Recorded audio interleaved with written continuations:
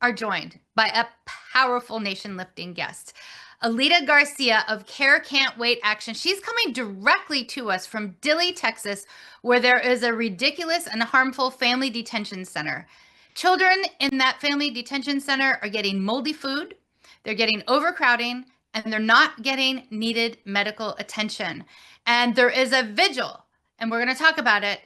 And the message from the vigil is children should not be detained. To you, Alita, what's happening in Dilley, Texas right now?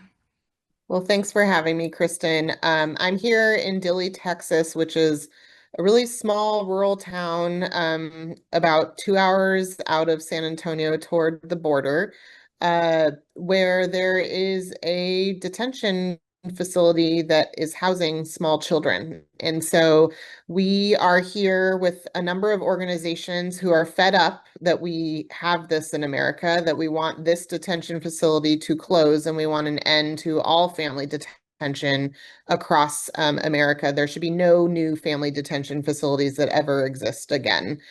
We all remember the images of 5-year-old Liam Ramos with his blue bunny ear hat and Spider-Man backpack.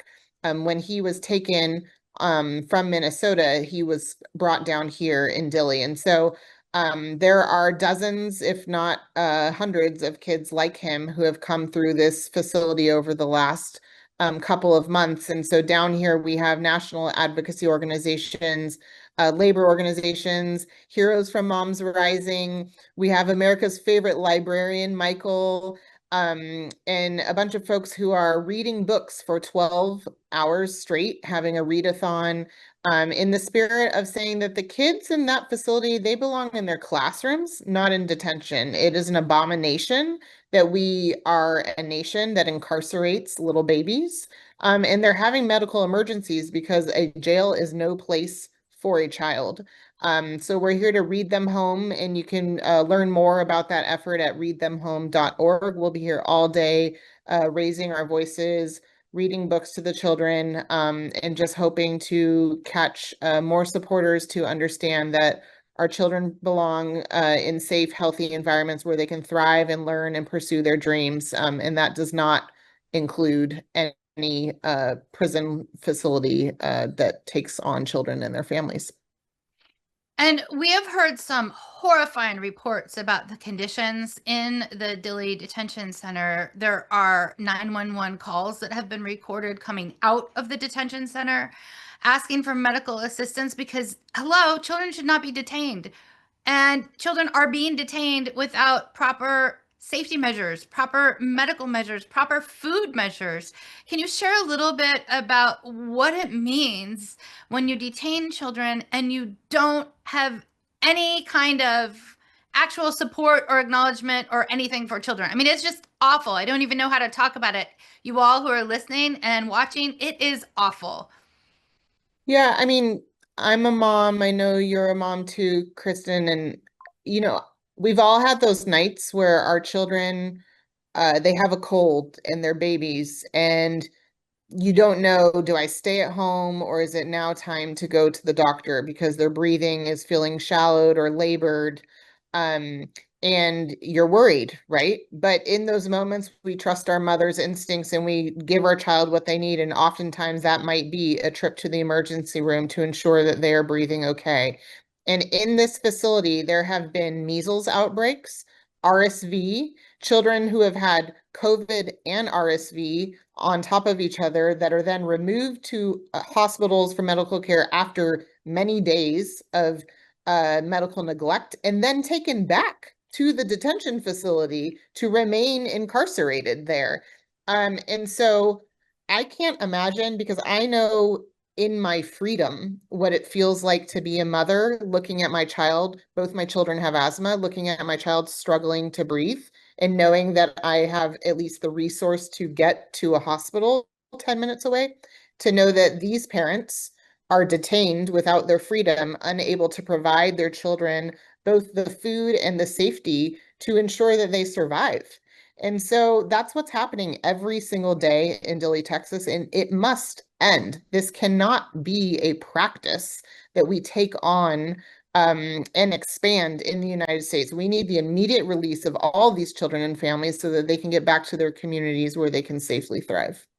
How can people engage in advocating for the immediate release of all children in detention in America, and of course, Dilley too? Yeah, so there's a few ways to think about this. One is we need to raise awareness of what's happening across our country, where immigrant families and communities across the nation are suffering with immense fear about going outside and operating in daily life.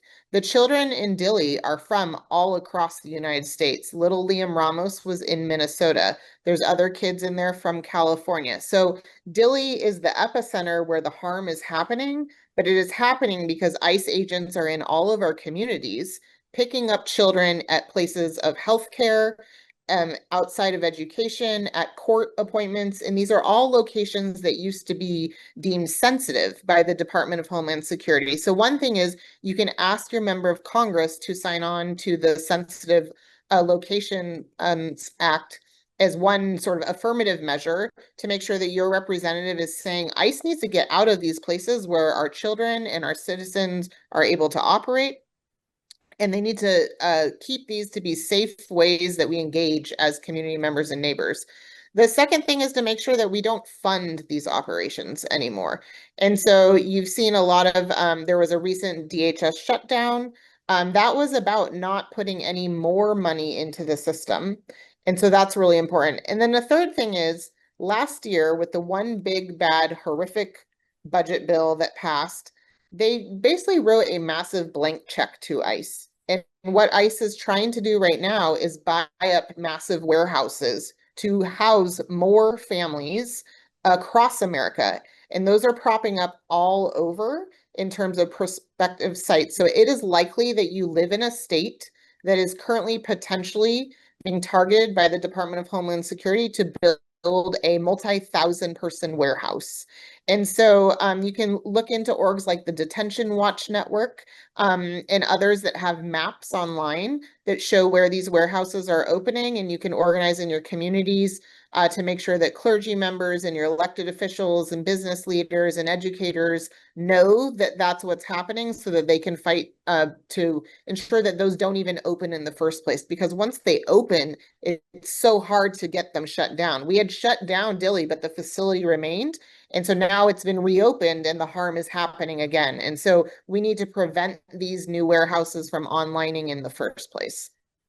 150% agree. So everybody, call your members of Congress. Tell them to vote yes on the Sensitive Areas Act. People should be safe in hospitals and churches and places of worship and schools, in safe places and communities. It is ridiculous what's happening in America. And actually, that was in place, I believe, and Trump overturned it. Is that true? Yeah, it was a memo that they took back, basically. And so Congress is trying to make it law. Obviously, there's a lot of work to do with the current state of Congress. So hopefully next year we'll be in another position to move this type of legislation forward. But it's a step in the right direction that we need to start mobilizing toward. Yeah. So 100% call every single member of Congress that you have. You have 2 U.S. senators, 1 House member, and tell them vote yes on the sensitive areas location. And then also look what's happening in your states, in your county, in your city. If there are giant warehouses being bought for detention facilities, family detention facilities, speak out to your local elected officials, your city councils, your county councilors, your state councilors, all of them, and say, no, what are we doing? This is not what makes America great. This is actually what makes America terrible. It's so important that we all raise our voices, you all. One of the things that I was really excited about, Alita, was in my hometown when we were doing the No Kings March. People just spontaneously broke out in no hate, no fear, immigrants are welcome here, just like the whole city. People on the rooftops, people on their balconies, people marching through the extraordinarily packed streets, see what's happening and say, no, we cannot have hate and fear. Immigrants are welcome here. And I want to go back to one thing that you said, the big, bad, ugly bill, which Donald Trump calls the big, beautiful bill. I can't even say it. But that bill took the money out of our healthcare that taxpayers have long prioritized, over $100 million out of our healthcare, and put it into human rights abuses, including 2 children, in the name of immigration enforcement. And that's not okay. So we want to reverse the cuts, you all. We need that money back where it belongs. That's in healthcare. We do not need human rights abuses being funded by our tax dollars. So I think that's really, really important. Alita, during this time, it is such a crisis. It is beyond heartbreaking. As a mom, and you raise it, your kids have asthma. My kids asthma too. I can't even imagine the pain and actually the agony of what is happening inside these family detention centers. How do you keep hopeful? How do you keep going? How do you keep persisting when we have really a wall of bad news? I mean, this is really bad news, you all. Well, oh, I feel emotional just at the question. Is there truly another choice?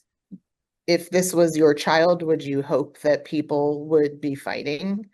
Um, and all of us as parents are just trying to build a safer, healthier world where our children are inspired and happy and energetic and healthy, to live whatever their dreams may be.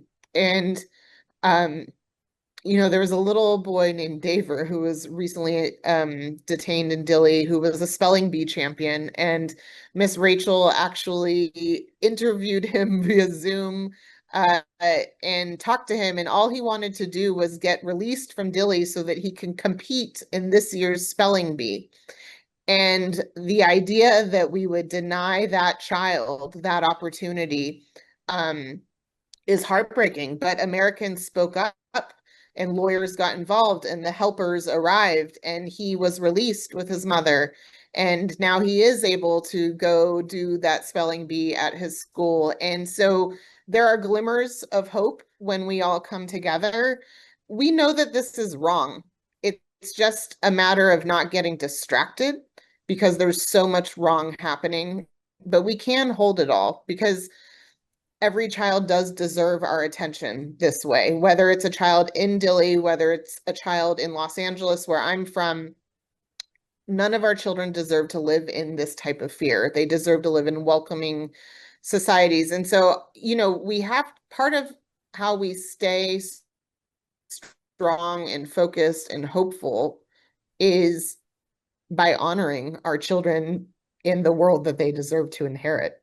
And if we give up, there will be more family detention centers. If we give up, there will be more kids who are in medically dire situations in these prisons. And so we have to show up. Any mother knows that we have to show up, that all of our children, these are all of our children. And these children are a part of our village that we need to care for. And so that's why I continue to show up every day. And I will just say it's not just about the kids. Their moms should not be in these places either. 100%. Their dads should not be in these places either. Mm-hmm. The kids tear at our heartstrings because it's so inherently wrong. But these parents should not be in any detention facility either. We need to close the whole damn thing down, and change this chapter in America to a country where we can truly be a welcoming nation where our neighbors are loved. Yes. Yes. Oh, thank you for sharing that. I mean, there's so many stories. Where can people find more information if they're like, wait, I did not know? Where can they find more information?